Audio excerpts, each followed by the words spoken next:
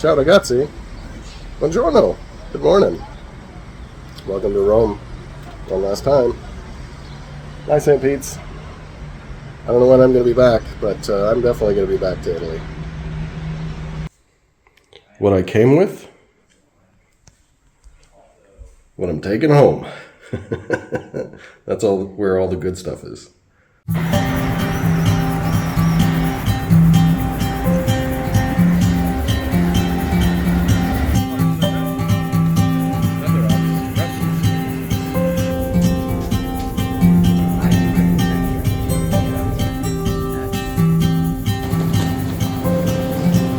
Okay, this is where I leave you. Safe flight. This is the worst part of the airport experience, having to go through the duty-free perfumes.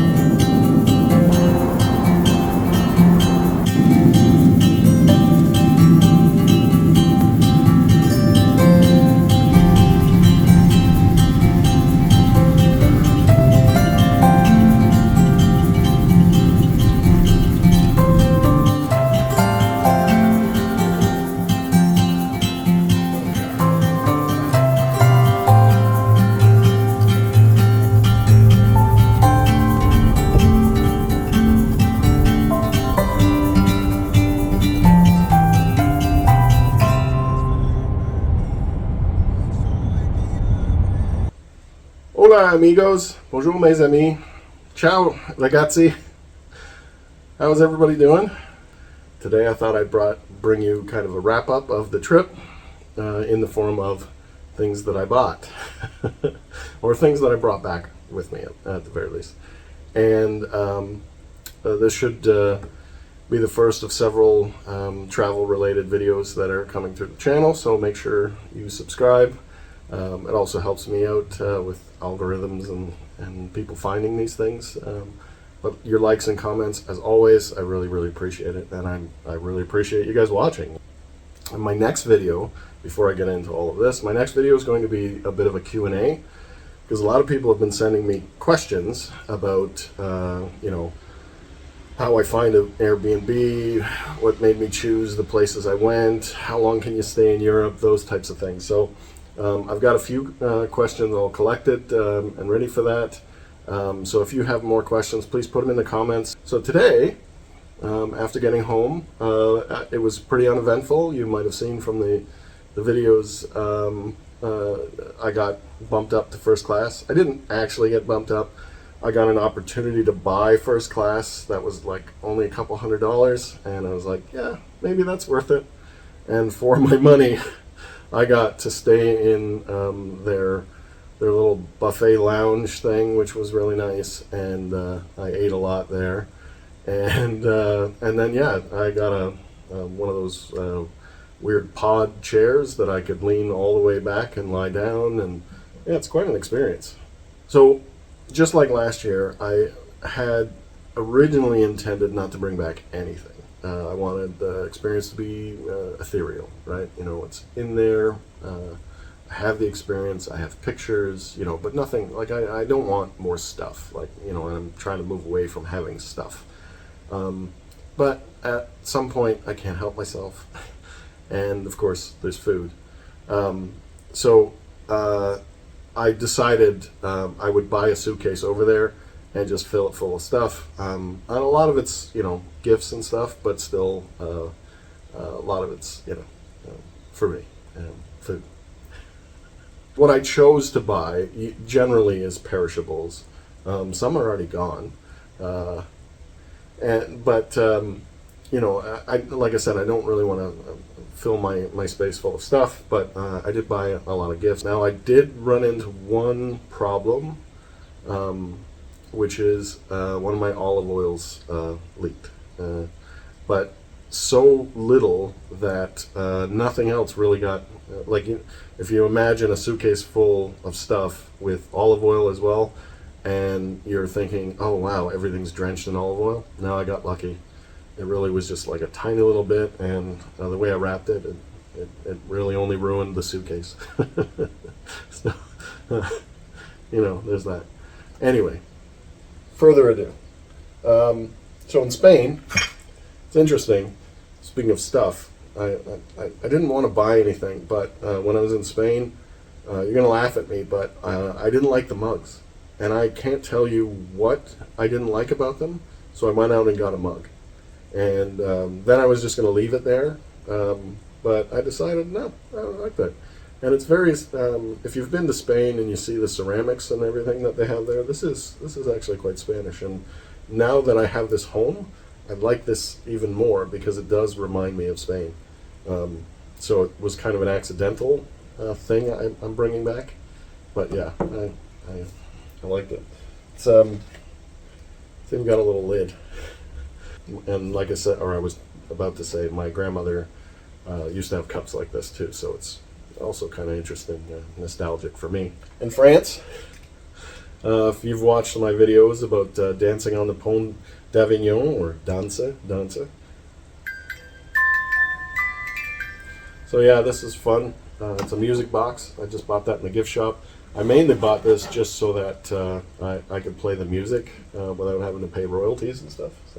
So the bridge, the Pont d'Avignon, is super famous, and they really go to town on the stuff that you can buy. But this is French chocolate, stylized with the Pont d'Avignon, and a little dancer. This is a gift. I won't eat this. I bought a lot of spices in France and in Avignon, and this is salt, coarse cooking salt with herbe de Provence, and it's really, really good for cooking. And this is a gift for someone I know who cooks, and I of course bought myself a big bag of the stuff, which looks rather shady, doesn't it? A big Ziploc with white powder in it, but I got away with it.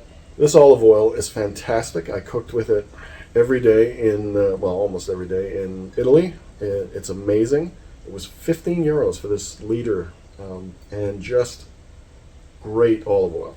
Should put that over there. I didn't know this going in, but Spain is actually the country that makes the most, or produces the most olive oil, and the quality of olive oil is quite high. It's great, and I bought some of this while I was there for cooking. And so before I left, I ran back and got myself a bottle.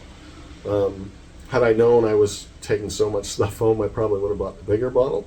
But yeah, this was like €8, and really good stuff. I would say these are about equal in quality or whatever. But to be honest, the best olive oil I got was in France, and this is the olive oil that leaked, which is why I didn't pull it out of the bag. and it's so good. It's very good. It was a little bit more expensive.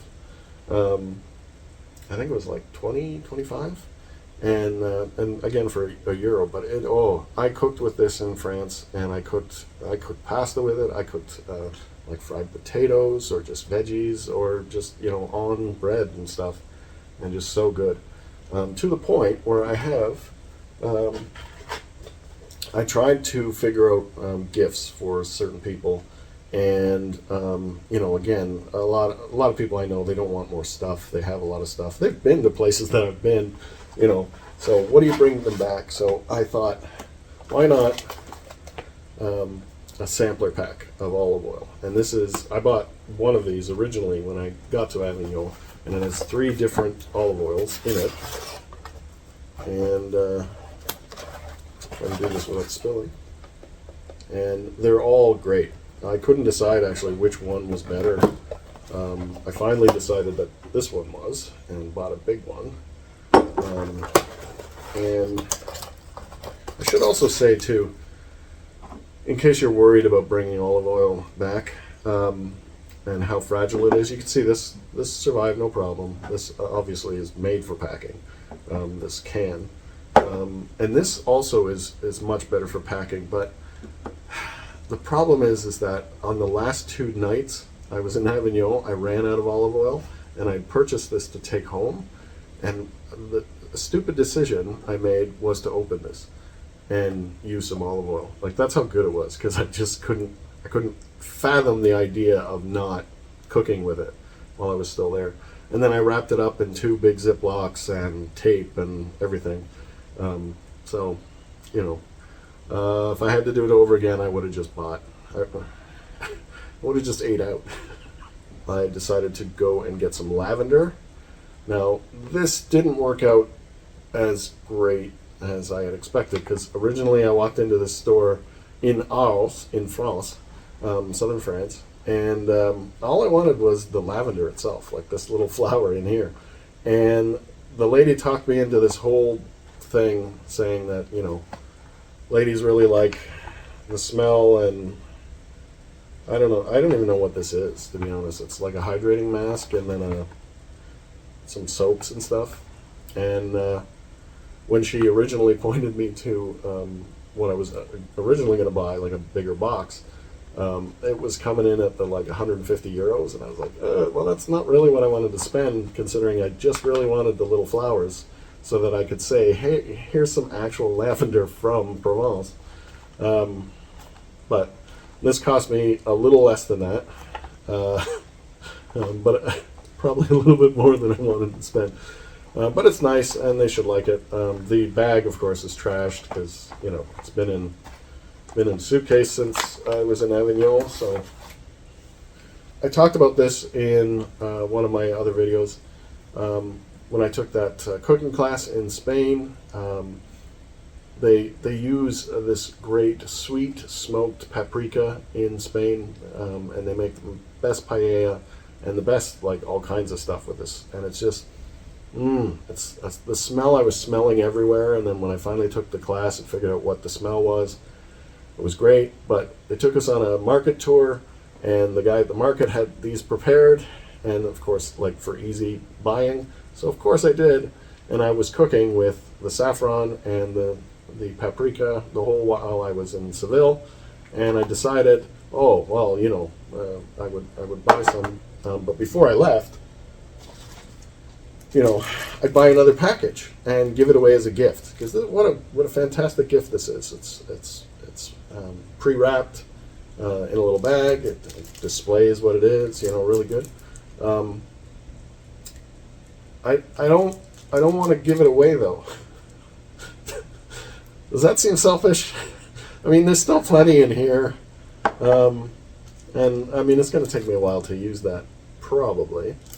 But I don't know. I mean, if you're watching this and you receive this as the gift because you were its intended receiver, just know it was really hard for me to give it up.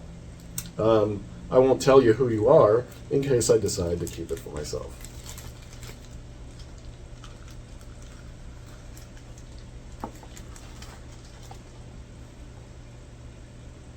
if you watch the video on which chocolate or which country has the best chocolate, you'll see we had a smattering of different various chocolates that I had collected while traveling through Europe, and I forgot to bring this out.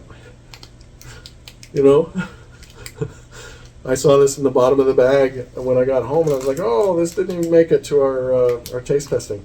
And of course, my sister and my niece, they're not really into dark chocolate, and what we tried was dark chocolate. In fact, what we tried was in here, this dark chocolate that I brought back, that they weren't interested in. They took the other stuff, but they weren't as interested in the dark chocolate.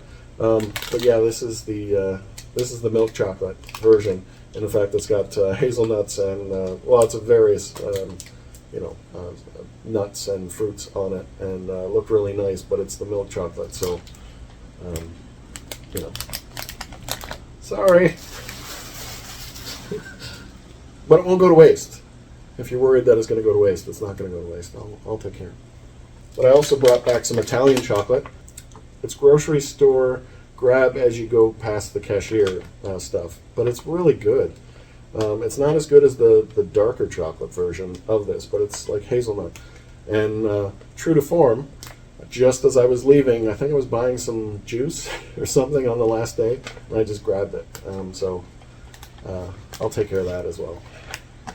Italy is famous for their version of like an Oreo, like their famous little like mass-produced cookie, and it's called pan stelle.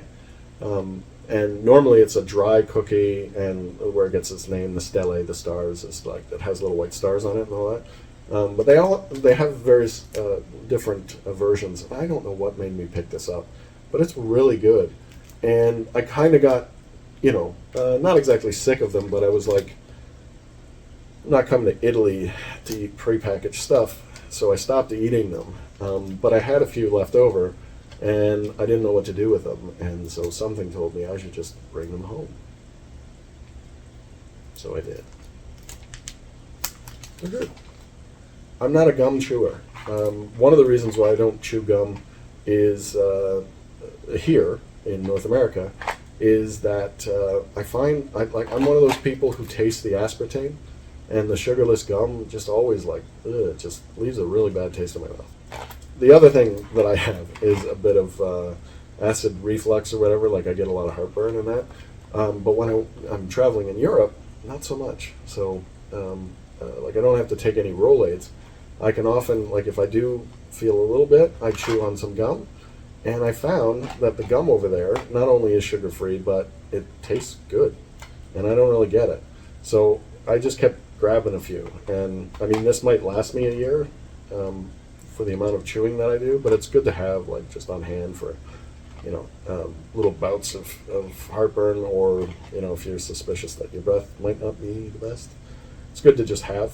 This is the French version, which isn't as good as the Italian version, the day gum. I'm sure that's how it's pronounced, but it's not bad. It's not bad. So of all things, weird things that are different in Europe, the gum is different and is better. My opinion. And finally, the last thing that I got, and this is kind of a funny thing. So I've mentioned or it's funny to me anyway, but I've mentioned in a lot of the videos that, I'm not religious. I'm not superstitious. I'm not really into the religious part of it, the Catholic part of it, but I love the architecture, I love the history, I love the, to a certain degree, I love the canon of, the stories and stuff, if that makes sense, and hopefully you didn't take that as disrespectful, but one thing I thought was really cool was, at the Vatican, you could buy holy water, and I assumed that you'd buy it in this little thing, this little container. It's fancy. It's got the little, it's cheap, but it's made out to be fancy. It's got the little Vatican seal on here, the St. Pete's. And what I thought was it would just be filled with water. But no, it's kind of an experience. So that was kind of the fun thing. So you buy the container in the gift shop, and then you go down to another separate section of St. Peter's, and you have them fill this up with actual holy water. But I thought this, of all novel items you could get at the Vatican, I thought this was fun. So this is my stuff. Most of it I'm going to eat. Oh, well, about half of it I'm giving it away. Most of the rest I'm going to eat. It was a lot of fun. And like I said, next video is a Q&A, so please send your questions along. Message them to me, put them in the comments, that's probably better. And yeah, I'll answer them as best I can, with as much context as I can. As always, I really appreciate you watching. I hope you're off on your own adventures to buy your own consumables. And, if there's any way I can help, including those Q&A questions, let me know. In the meantime, arrivederci. Ciao. Good night.